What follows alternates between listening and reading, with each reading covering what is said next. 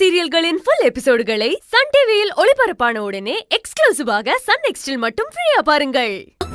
அவளால எப்படி தாங்கிக்க முடியும்? அவ அந்த வேதனையில தான் பேசிருப்பா, நடந்திருப்பா. அது புரிஞ்சுக்கோ. நம்மள பத்தி மட்டுமே பேசிக்கிட்டு இருக்கோம். அவ பக்கம் இருந்து பார்த்தா தானே அவ ஏன் இப்படி பண்றான்னு நமக்கு புரியும். அவ பண்ணது தப்புதான். ஆனா அவகிட்ட கேட்காதானே? கேட்க கூடாதா? அவ செஞ்சது வெறும் தப்பு இல்ல குட்டிமா, பாவம். தான் புருஷன் தனக்கு மட்டும் தான் சொந்தம் நினைக்கிறது ஒரு பொண்டாட்டியோட குணம், அது தப்பு கிடையாது. ஆனா அதுக்கு அடுத்தவங்க அவமானப்படுறது, அடுத்தவங்களை சாகணும்னு நினைக்கிறது இப்படிப்பட்ட பொண்ணுக்கிட்டு போய் நம்ம வீட்டுல நீ பிரச்சனை பண்ண போறல்ல? போய் பண்ணு. அப்புறம் எதுக்கு இதெல்லாம் பண்ண? எங்களுக்கு இந்த சந்தோஷத்தை கொடுத்து எதுக்கு நீ கெடுக்கிற? போய் சண்டை போடு, போ. சரி சரி.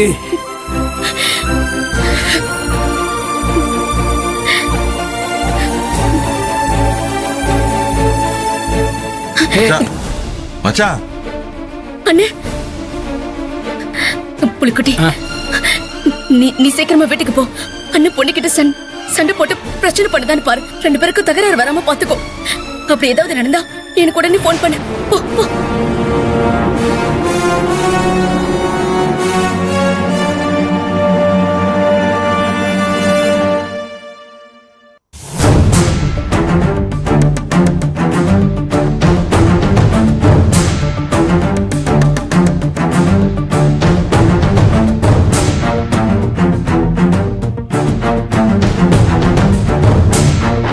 என்ன, உன் தங்கச்சி நல்லா இருக்காளா?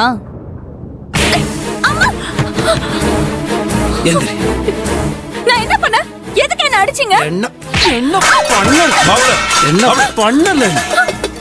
ஐயோ, எதுக்கு அடிக்கணும்னு தெரியல?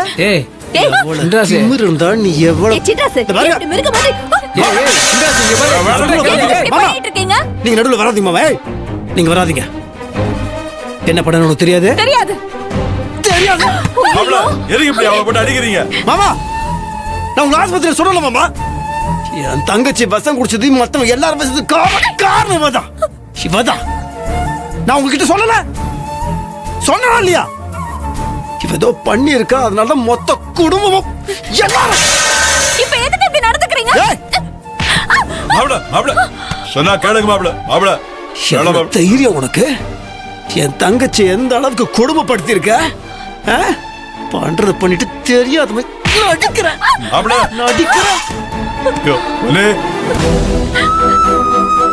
அதே கொஞ்சம் பொறுமையா பேசிக்கலாம். வந்து என்ன பண்ணணும்? துணி துவைக்கணுமா? அவங்க எச்ச பாத்திரம் கழுவணுமா? அவங்களை அசிங்கப்படுத்தினியா? அவமானப்படுத்தினியா அவங்கள? என் தங்கச்சி உனக்கு என்ன பாவம் பண்ணுச்சு? ஊரே ஒதுக்குனாலும் உறவு ஒதுக்க கூடாதுன்னு சொல்லுவாங்களே. ஆனா உறவுக்காரியான நீயே அவங்களை சாகர அளவுக்கு கொண்டு போயிட்டிய. நான் உங்களை கொடுமைப்படுத்தல. அவங்க தான் ஊர் அடிச்சு ஒலையில போட்டுக்கணும்னு நினைச்சாங்க. ஆனா இந்த ஊரை சேர்ந்து அவங்கள ஒதுக்கி வச்சதும் அவமானம் தாங்காம சாக முடிவு பண்ணிருக்காங்க. அவங்கள ஊரை அவமானப்படுத்தினா நான் என்ன பண்ண முடியும்? ஊரை அவமானப்படுத்தினாங்க அப்படி ஒரு முடிவு எடுக்கல. நீ அவங்கள அவமானப்படுத்தினா அப்படி ஒரு முடிவு எடுத்தாங்க அவங்க. அதனால சாகர அளவுக்கு போனாங்க அவங்க. அப்படி பார்த்தா உன் தங்கச்சி தான் என்ன கொடுமைப்படுத்தணும். அவ தான் உயிரோட இருக்க கூடாது. அவ செத்து ஒளியணும்.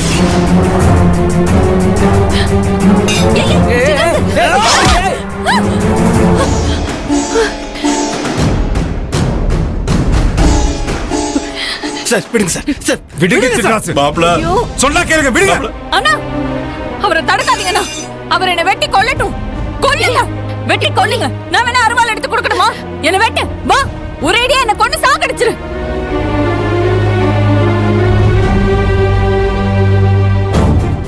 உன் கூட சந்தோஷமா நிம்மதியா புள்ள குட்டிங்களை பெத்துக்கிட்டு நான் சந்தோஷமா வாழணும்னு ஆசைப்பட்டேன். எவ்வளவோ போராடி பார்த்தேன்.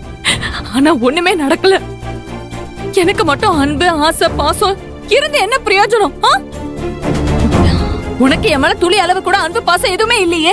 அதுக்கப்புறம் எதுக்கு பொம்மை மாதிரி இந்த வீட்டுல வாழ்ந்துட்டு இருக்கணும்?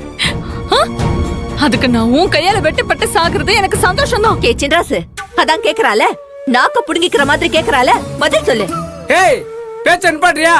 வீட்டுக்கு வந்து சிண்டு மூட்டிட்டு வந்து சில்லு முக்கல உடைச்சு விட்டுறான். இது பாருங்க, பாரு, புருஷன் முன்னாடி 2 பேரும் பேசிக்கிறாங்க. தயவு செய்து நம்ம யாரும் நடுவுல தலையிட வேண்டாம். விடுங்க, அவங்களே பேசிக்கிட்டோம். கல்யாணம் ஆன நாள்ல இருந்து ஒரே ஒரு நாள் என் கூட சந்தோஷமா பேசியிருப்பியா, சிரிச்சிருப்பியா, அன்பா என்ன வேணும்னு கேட்டிருப்பியா? புரியல. ஸ்பாட்ல கிடைச்ச பிளட்டும் முடியோட டிஎன்ஏ ரிப்போர்ட்டும் சரவணனோட மெடிக்கல் ரிப்போர்ட்டும் பர்ஃபெக்டா மேட்ச் ஆகுது.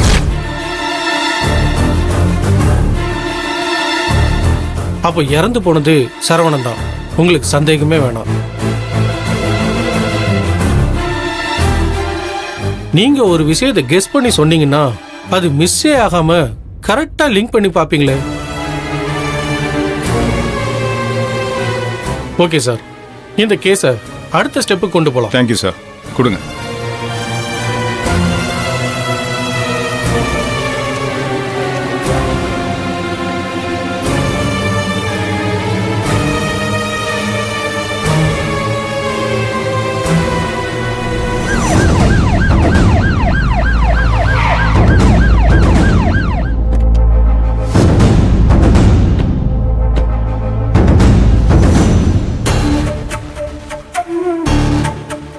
சின்ராசு சார் என்ன சார் பொசுக்குன்னு நினைக்கிறீங்க? ஏன் வரக்கூடாதா? இல்லை வரலாம் வரலாம், தாராளமாக வரலாம். இல்லை திடீர்னு வந்துருக்கீங்களே, இன்னைக்கு எதை பார்த்துட்டு வந்தீங்கன்னு கேட்கலாம் தான். ஓ, அதான் கேக்குறீங்களா? நேத்து நீங்க கோவமா வேகமா வந்ததை பார்த்து வந்தேன். ஆனா இன்னைக்கு அண்ணே வாமா, எப்படி இருக்க? நல்லா இருக்கண்ணே, நீங்க எப்படி இருக்கீங்க? நல்லா இருக்கேன். அதுக்கப்புறம் உங்களுக்குள்ள எந்த பிரச்சனையும் இல்லைல்ல? இல்லண்ணே. சார் ஏதோ இன்னைக்குன்னு சொன்னீங்க, அது பாதியிலே அப்படியே கேட்க வந்தது கேட்காம விட மாட்டீங்க போல இருக்கு. அப்போ நீங்க கோவமா போனதை பார்த்து உங்க பின்னாடி வந்தேன். ஆனா இன்னைக்கு இந்த வீட்டில் இருக்கிற ஒருத்தங்க செஞ்ச காரியத்துக்காக வர வேண்டியதாயிருச்சு. சார் கொஞ்சம் டியூப் லைட்டு, நீங்கள் எதுவாக இருந்தாலும் தெளிவாகவே சொல்லிடுங்க, புரிய மாட்டேங்குது. நான் பேசுறதே அப்படிதான், புரிஞ்ச மாதிரியும் இருக்கும், புரியாத மாதிரியும் இருக்கும். ஆனாலும் சொல்ல வந்த விஷயத்த சொல்லிதானே ஆகணும். சிவா சார்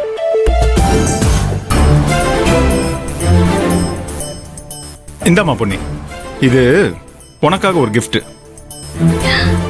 எனக்கா? உனக்காக தான். இன்னைக்கு எனக்கு பிறந்த நாளோ இல்ல கல்யாண நாளோ எதுவுமே இல்லையானே, அப்புறம் gift கொடுக்குறீங்க? அண்ணன் தங்கச்சிக்கு gift கொடுக்கறதுக்கு நாள் கிழமை எல்லாம் பார்த்து ஆகணுமா என்ன? இந்தா வாங்கிக்கோ. உள்ள என்னென்ன இருக்கு? அத சொன்ன சுவாரஸ்யம் போயிடும் பொண்ணி. பிரிச்சு பாரு, பார்க்க தானே போற. பாத்தீங்கன்னா நீயே ஷாக் ஆயிடுவ.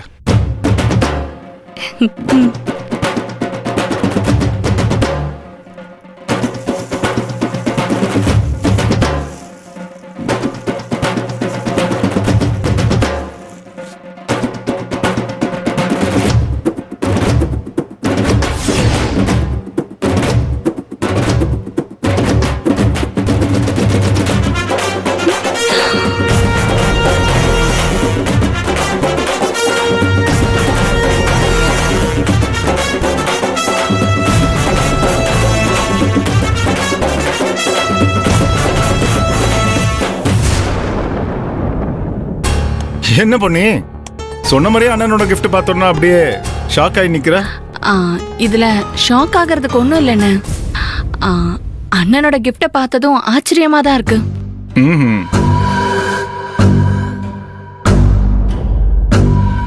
சார் இந்த டாலர் உங்களுக்கு எப்படி சார் கிடைச்சது? அதுவா, ஏதோ ஒரு பையன் இந்த டாலரை கொண்டு போய் அடகு கடையில் விற்க பார்த்துருக்கான். அடகு கடைக்காரருக்கு இது திருட்டு நகையா இருக்குமோன்னு சந்தேகம் வந்து அவனுக்கு தெரியாம எனக்கு ஃபோன் பண்ணி சொன்னார். நானும் அந்த கடைக்கு போய் அந்த பையனை பிடிச்சி விசாரிச்சதுல இந்த டாலர் ஆத்து பாலம் பக்கத்துல இருக்கிற பாழடைஞ்ச பங்களால கிடைச்சதுன்னு அவன் சொன்னான்.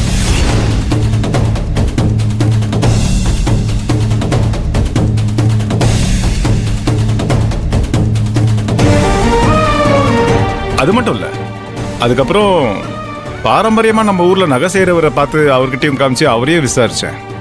இந்த டாலரை குறிப்பிட்ட பரம்பரையை சேர்ந்த பொண்ணுங்க மட்டும்தான் இதே டிசைன்ல டாலர் போடுவாங்கன்னு சொன்னார். அந்த பரம்பரை வேற எந்த பரம்பரையும் இல்லை சின்ராசு, உங்களோட பரம்பரை தான். அதான் ஒருவேளை அந்த பங்களால காணாம போன டாலர் பொன்னிதான் இருக்குமோன்னு சந்தேகப்பட்டுதான் ஆனால் நான் தான் அது வந்து கட்டில் தான் கிடந்துச்சு, நீ எடுத்து போட்டுக்கொண்டு கொடுத்துட்டேன்ல. இல்லை அப்படியே சந்தேகம் வந்திருந்தாலும் அதை வெளியே காமிச்சிக்க மாட்டா. ஏன்னா அவளை பொறுத்த வரைக்கும் உனக்கும் எனக்கும் சரவண விஷயம் தெரியாதுன்னு நினச்சிட்டு இருக்கிற. இது என்ன ஒரு கெட்ட நேரம், நான் தேடும் போது அது என் கையில் கிடைக்கல, அது அப்படி இப்படின்னு போய் வீரசன் கையில் மாட்டிக்கிச்சு. நல்ல வேலையா நீ மட்டும் முன்னாடியே யோசிச்சு டாலரை வாங்கி கொடுக்கலன்னா பொண்ணு இந்நேரம் போலீஸ்ல மாட்டிருப்பா. ஆமாம். என்ன அதுக்கப்புறம் வீரசிங்க உங்ககிட்ட எதுவும் விசாரிக்கலையா? இல்லை அதான் இந்த நம்ம டாலர் இருக்குன்னு சொல்லிட்டோம்ல, இதுக்கு மேலே அவரால் எந்த பிரச்சனையும் இருக்காது, அதை அப்படியே விட்டுருவோம். இல்லைண்ணே, போலீஸ்காரங்களை மட்டும் அவ்வளோ ஈஸியா எடை போட்டுறாத. எந்த நேரத்துல என்ன ஆதாரத்தோட அவங்க வருவாங்கன்னு சொல்லவே முடியாது. அதே மாதிரி இந்த டாலர் விஷயம் மிஸ் ஆயிடுச்சுன்னு அவங்க சும்மா இருக்க மாட்டாங்க. என்ன குட்டிமா சொல்ற? திரும்ப திரும்ப நமக்கு எதிராக என்ன ஆதாரம் கிடைக்கும்னு தோண்டி துருவிக்கிட்டே தான் இருப்பாங்க. இங்க நம்ம பேசிக்கிட்டு இருக்கிற எந்த நேரத்துல கூட அவங்க நம்மள சிக்க வைக்க ஏதாவது ஒரு ஆதாரம் கண்டுபிடிச்சிருந்தாலும் ஆச்சரியப்படுறதுக்கு இல்ல. ஐயோ என்ன பண்றது? நம்ம போலீஸ் புத்தியோட இந்த விஷயத்தை யோசிச்சு பார்க்கணும். அப்பதான் இதுல இருந்து தப்பிக்க முடியும். அதுவும் வீரசிங்கத்தை பத்தி நான் சொல்லிதான் நீ தெரிஞ்சுக்கணும்னு அவசியமே இல்லை. அவர் ஒரு கேஸ கையில எடுத்தாருன்னா அதை கண்டுபிடிக்காம அவர் விடவே மாட்டார். அதனால எனக்கு அவரை நினைச்சாதான் பயமா இருக்கு. இனிமேதான் நம்ம இன்னும் ஜாக்கிரதையா இருக்கணும்.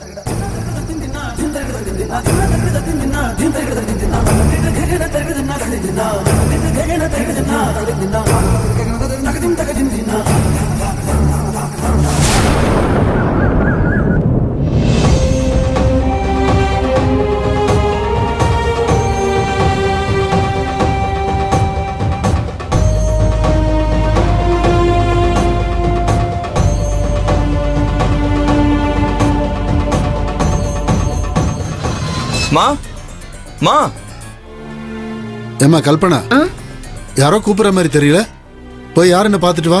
சரி இருங்க, போய் பார்த்து அதை வச்சுட்டு போ.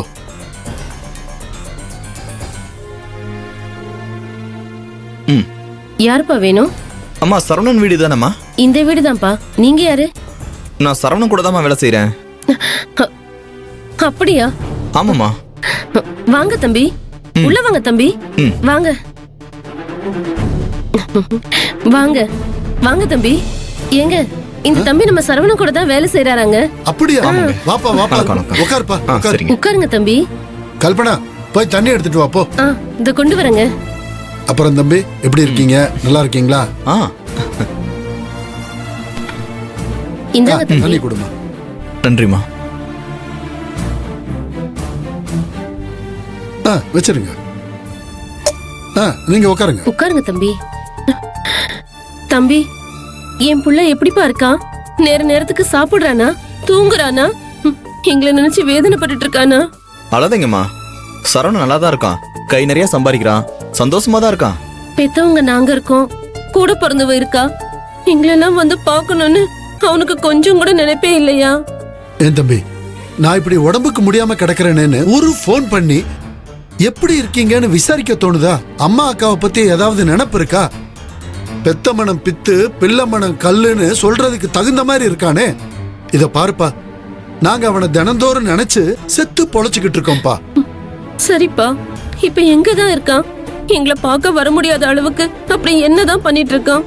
நானும் உங்க பையன் சரவணனும் அந்தமான்ல இருக்கிற ஒரு தீவுல தான் ஒன்னா வேலை பார்த்துட்டு இருக்கோம். நான் இங்க பக்கத்து ஊர்ல தான் இருக்கேன். அந்தமான்ல இந்த மாதிரி போன் பேசுறதுக்கெல்லாம் வசதியெல்லாம் இல்லம்மா. போன் போட்டாலும் இங்க எல்லாம் கிடைக்காது. அப்படி ஒரு தீவுல தான் ஒன்னா வேலை பார்த்துக்கிட்டு இருக்கோம். அதுவும் நம்ம நினைக்கிற அன்னைக்கெல்லாம் லீவ் போட்டு ஊருக்குள்ள கிளம்பி வர முடியாதுமா. 3 வருஷம் 5 வருஷம் அக்ரிமெண்ட் முடிச்சதுக்கு அப்புறம் தான் சொந்த ஊருக்கே அனுப்பி விடுவாங்க. ஏன்பா அப்படி ஒரு இடத்துல போய் என் புள்ள வேலை பார்த்துட்டு இருக்கான்? எதுக்குப்பா அவ்வளவு தூரம் போய் கஷ்டப்பட்டு வேலை பார்க்கணும்? நீங்க நம்ம ஊர் பக்கம் வந்துட வேண்டியதானே? ஏன்பா சொந்த பந்தம் ஊர் உறவெல்லாம் விட்டுட்டு அப்படி ஏன்பா அவன் போய் பொழைக்கணும்? எல்லாம் கொஞ்சம் வருஷம் தானேங்க, காசு பணம் சேர்த்துட்டு அதுக்கப்புறம் இங்க வந்து தானே பொழைச்சாக்கணும். சரிம்மா, நான் ஊருக்கு போறேன்னு சொன்னேன். உங்க பையன் சரவணன் வந்து உங்களுக்கு துணி எடுத்து கொடுத்து அமிச்சான். இந்தாங்கம்மா.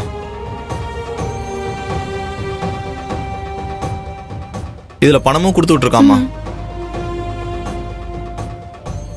பணத்தை கொடுத்துட்டு உங்களை பத்திலாம் விசாரிச்சுட்டு வர சொன்னா. அங்க போய் என்னம்மா சொல்லட்டும்? சொல்லுங்கம்மா, சரவணன் உங்களை பத்தி கேட்டா என்ன சொல்லணும்? எங்களை பத்தி சொல்றதுக்கு என்ன தம்பி இருக்கு? எதர்ச்சியா அங்க போனேன்னா அவர்கிட்ட என்ன ஏதுன்னு விவரம் கேட்டேன். அவர் சொன்னதை கேட்டுதான் நான் கொதிச்சு போய் வந்திருக்கேன்.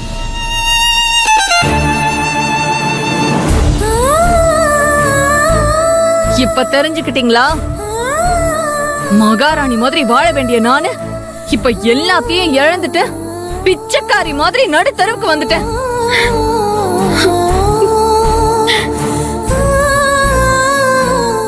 வீடு கட்டி தரேன்னு ஊர் மக்களை ஏமாத்தின பாவத்துக்கு எல்லாத்தையும் இழந்து பிச்சைக்காரி மாதிரி வாழ வேண்டிய நீ மகாராணி ஆட்டம் இந்த வீட்டுல வாழ்ந்துட்டு இருக்க.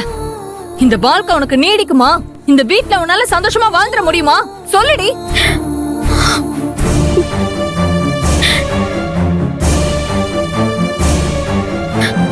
பொன்னி, நான் சொல்றத நம்பு.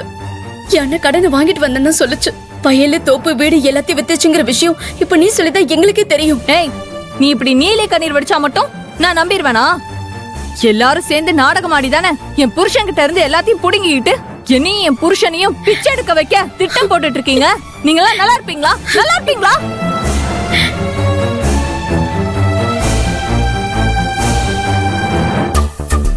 தங்கச்சி தங்கச்சின்னு தங்கச்சி பாசத்தை காட்டி என் புருஷன் கழுத்து அறுத்து இப்படி ஓட்டாண்டி ஆக்கிட்டீங்களே. அந்த தெய்வம் உங்களெல்லாம் கேட்காம சும்மா விட்டுருமா?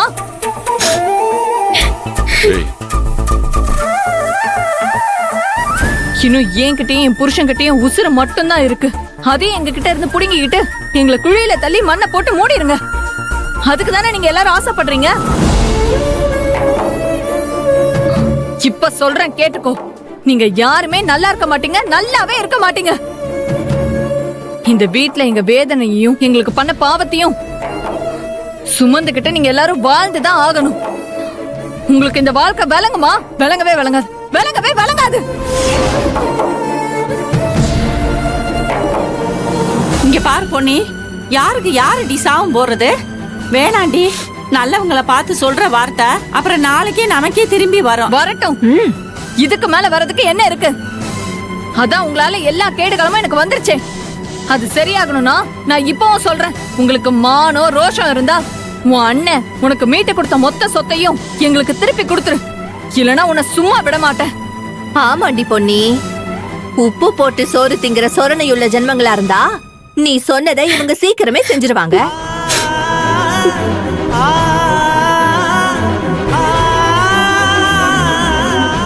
நல்ல மாட்டுக்கு ஒரு சூடு. எங்க சொத்தை மட்டும் திருப்பி கொடுக்காம இருக்கட்டும். அதுக்கப்புறமா இந்த பொன்னி யாருன்னு இவங்களுக்கு நான் காட்டுறேன். வா சித்தி போலாம்.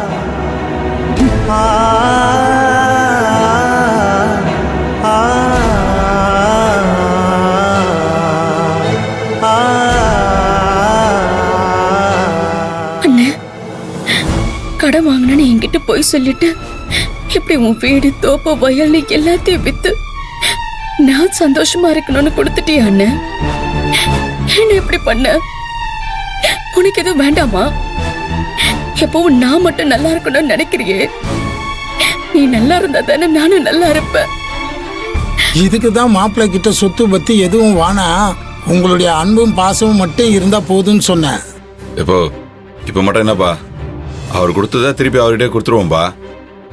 ஆமையா, சின்ராசு சொத்து நமக்கு வேண்டாம். சின்ராசு நல்லது நினைச்சு தங்கச்சிக்கு சொத்தெல்லாம் வித்து கொடுத்திருந்தாலும் அந்த சொத்தை நம்ம அணிவிக்கிறது தப்பு. அது பெரிய பாவம். சின்ராசு சொத்தை சின்ராசுக்கே கொடுத்துருவான். புள்ள, சின்ராசுக்கு ஃபோன் பண்ணு. ஃபோன் கொடு. இந்தா.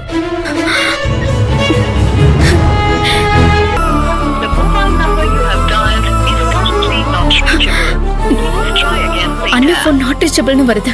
சரி, மறுபடியும் அடி.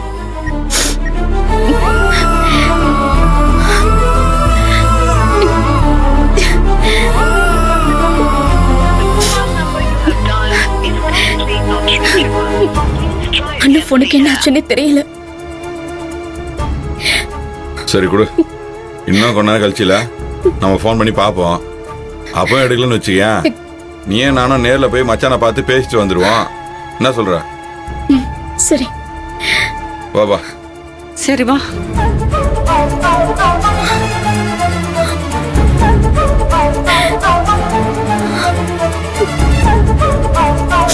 என்னாச்சோ ஏதாச்சோன்னு பதட்டமா வேற இருக்கு. எங்க கிட்ட சண்டை போட்டுட்டு வந்த பொன்னி இங்க வரலன்னு சொல்றீங்களே.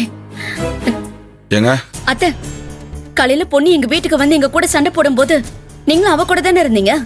பொன்னி எங்க போனான்னு உங்களுக்கு தெரியும்ல, சொல்லுங்க, எங்க போனா? இது பாருங்களேன், உங்களுக்கு தெரியாம பொண்ணு எங்கேயும் போயிருக்க மாட்டா. ஏதாவது சொல்லிட்டு போனாலா? ஆமா, பொன்னியும் நானும் உங்க வீட்டுக்கு வந்தது உண்மைதான், சண்டை போட்டதும் உண்மைதான். சண்டை போட்டுட்டு நாங்க 2 பேரும் நடந்து வந்துட்டு இருந்தோம். அப்ப சின்ராசு கிட்ட இருந்து பொன்னிக்கு ஒரு போன் வந்துச்சு. சின்ராசு கிட்ட பேசிட்டு என்ன வீட்டுக்கு போக சொல்லிட்டு பொன்னி போயிட்டான். அவங்க 2 பேரும் என்ன பேசிக்கிட்டாங்கன்னு தெரியாது, எங்க போறாங்கன்னு சொல்லி என்கிட்ட எந்த விவரமும் சொல்லல. எனக்கு வேற எதுவுமே தெரியாது. அண்ணனும் பொன்னி யாருக்கிட்டையும் சொல்லாம எங்க போனாங்கன்னு தெரியலையே. ஆமாமா, திடீர்னு போலீஸ்காரங்க வந்து பொன்னியும் சின்ராசிங்க வந்து தேடிட்டு போறாங்க.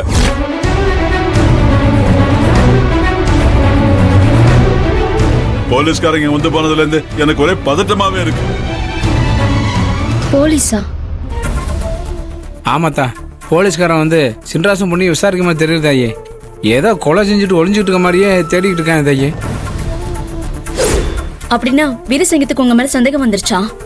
அது முன்னாடியே வந்துருச்சு. ஏன்னா 2-3 தடவை சம்மந்தம் இல்லாம வீட்டுக்குள்ள வந்து.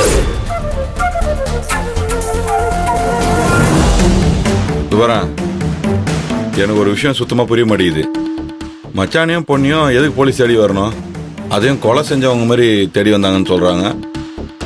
எனக்கு ஒண்ணுமே புரியலையே. பொதுவா போலீஸ்காரங்க எல்லாரையும் சந்தேகமா தான் பாப்பாங்க. அதுக்குன்னு மச்சானே அப்படி பாக்கணுமா என்ன? வீட்டுக்கு வந்த போலீஸ்காரன் என்ன சார் சின்ராசும் பொண்ணி கொலை குத்தம் செஞ்ச மாதிரி தேடிட்டு இருக்கேன்னு சொல்லி கேட்டேன். அதுக்கு சரவணன் கேஸ் வச்சமா இருந்தேன்னு சொல்றாங்க தாயே. ஐயோ, இல்ல மாமா, சரவண காணாம போய் ரொம்ப நாளா போலீஸ் தேடிக்கிட்டு இருக்காங்கல்ல. அதனால சரவணனோட அப்பா அம்மா அக்கால அடிக்கடி வீட்டுக்கு வந்து சரவணனை கண்டுபிடிக்க நீங்க தான் உதவணும்னு அண்ணன் கிட்ட கேட்டாங்கல்ல. அது விஷயமா கூட அண்ணன் கிட்ட வந்து விசாரிச்சிருப்பாங்க. வேற ஒண்ணும் இருக்காது, நீங்க கவலைப்படாதீங்க.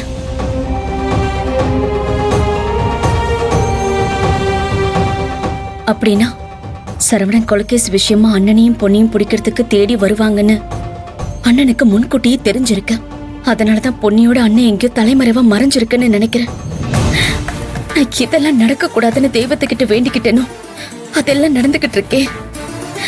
இந்த பெரிய பிரச்சனையில இருந்து எப்படி தப்பிக்க போறாங்கன்னு தெரியலையே. கடவுளே, சரவணன் கொலைகேசில இருந்து அண்ணனையும் பொண்ணையும் எப்படியாச்சும் காப்பாத்தி விட்டுரு. சரவணன் பொண்ணுகிட்ட தப்பா நடந்துகிட்டதுக்கு தெய்வம் கொடுத்த தண்டனையாலதான் அவன் செத்தான். அதுக்கு அண்ணனும் பொண்ணு எப்படி காரணமாவாங்க? சரவணன் செஞ்சது தப்புன்னு சாமிக்கு தெரிஞ்சிருக்கு. அதனாலதான் விபத்து மாதிரி அவனை கொன்னு இருக்கு. ஆனா இந்த உண்மை சட்டத்துக்கு தெரியாதே. சட்டம் தான் கடமையை தானே செய்யும். என்ன பண்றது?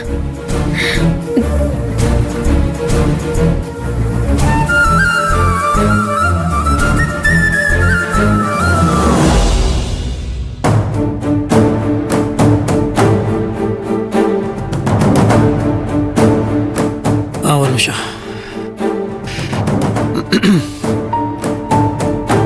பொண்ணே, அப்படியே அப்படியே உட்காந்துருவா. அப்படி அப்படி போயிடவா.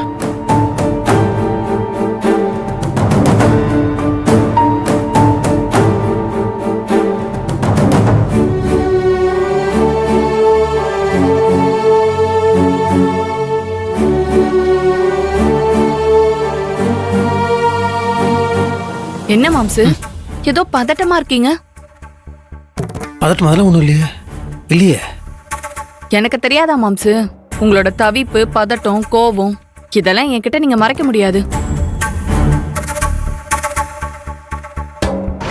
போலீஸுங்க 2 பேரையும் தேடிட்டு இருக்க விஷயம் பொண்ணுக்கு தெரிய வேண்டாம். பாவம் பயந்துரும். பொண்ணியை காப்பாற்றியே ஆகணும். அதுக்கு ஒரே வழி, பொண்ணுக்கிட்ட உண்மையை சொல்லாம வேற ஊருக்கு போய் ஆகணும். எங்களை பற்றி யாருக்கும் எதுவும் தெரியக்கூடாது.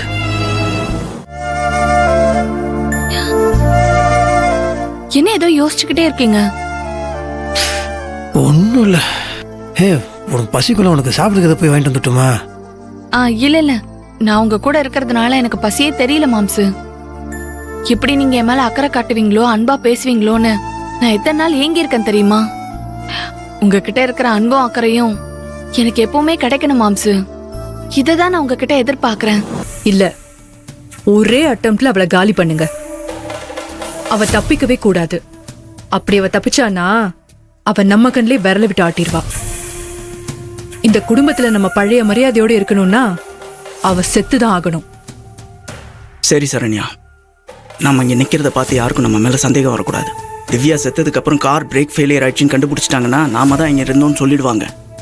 அப்புறம் நம்ம பிளான் எல்லாம் வேஸ்ட் ஆகிடும். நாமளும் மாட்டிப்போம். யாராவது பார்க்கறதுக்குள்ள நம்ம வீட்டுக்குள்ளே போயிடலாம். வா.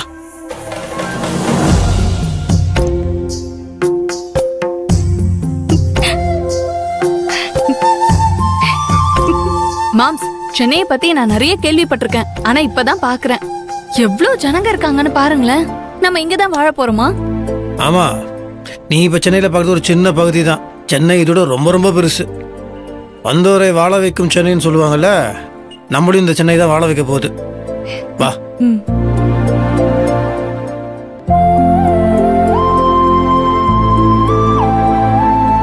உனே, உனக்கு பசிக்கும்ல, அப்படி போய் டீ ஏதாவது சாப்பிட்டு போல. வா.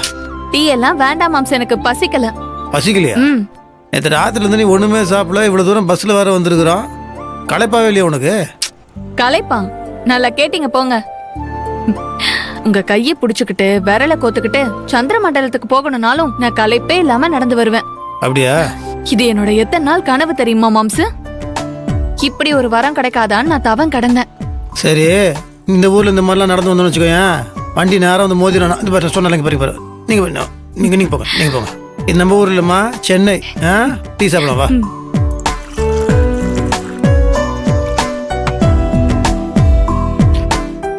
வா. அண்ணா சொல்லுங்க. காப்பியா? டீ. அண்ணா ஒரு டீ ஒரு காப்பி. ஓகே. காப்பியோட டிகாஷன் கொஞ்சம் தூக்கலா இருக்கட்டும். ஓகே.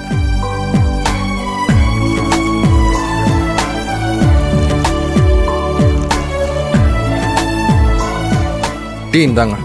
டீங்களா? இந்தா சூடா இருக்கு. இந்தாங்க காஃபி. நன்றிண்ணா. அப்படி வா.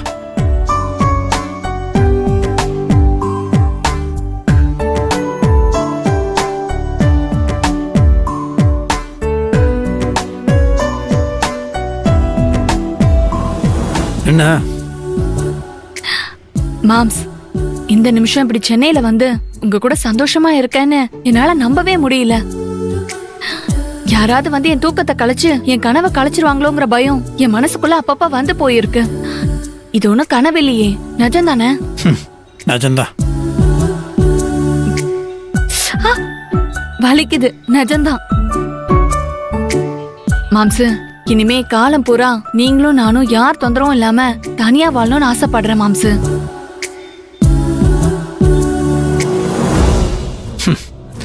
உன்னை சுற்றி என்ன நடந்துட்டு இருக்குன்றதே உனக்கு தெரியல.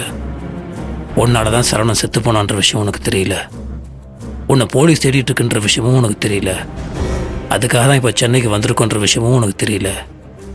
இங்கே வந்து என்ன பண்ண போகிறோன்றது எனக்கு தெரியல. எல்லாம் அந்த இறைவன் விட்ட வழிதான். கடவுள் தான் காப்பாற்றணும்.